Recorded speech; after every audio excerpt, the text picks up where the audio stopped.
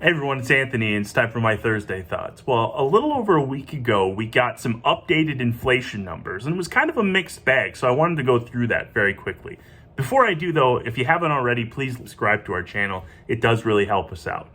So the inflation numbers were the January inflation report, and it's watched very closely because not only has inflation been high, but that report also helps to set the Federal Reserve's agenda for where interest rates are going to go, which affects everybody in terms of our investments and what we get at the bank and so on and so forth. So what were the numbers? Well, they were actually slightly higher than most people expected, which could be viewed as a bad thing. Now, slightly is less than 1% higher. So it's not like we missed our projections by a mile here, but slightly higher is still higher. So that made the market a little bit uneasy about where things were going on that day in particular. However, buried under the slightly higher for January numbers was the fact that even though based on what we projected, it was slightly higher, it was still lower than the month before.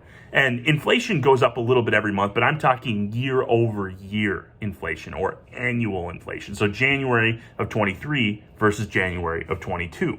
That number, comparing the month to the month a year prior, has gone down inflation-wise for 7 straight months since the middle of the summer where inflation peaked, or at least we think it peaked.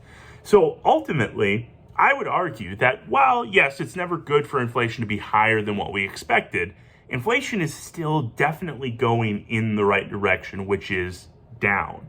And with that, we can expect, and we do expect, the Federal Reserve to maybe ease off on their interest rate raising schedule for 2023. Most people expect that. We expect that. That doesn't mean there won't be any rate hikes, but it probably means there will be fewer and to a lesser extent when they do happen. And really, for the market and for the economy, that's probably a very stabilizing thing to happen, which is ultimately, I think, good. So that's our Thursday thoughts for the week. We'll see you next week.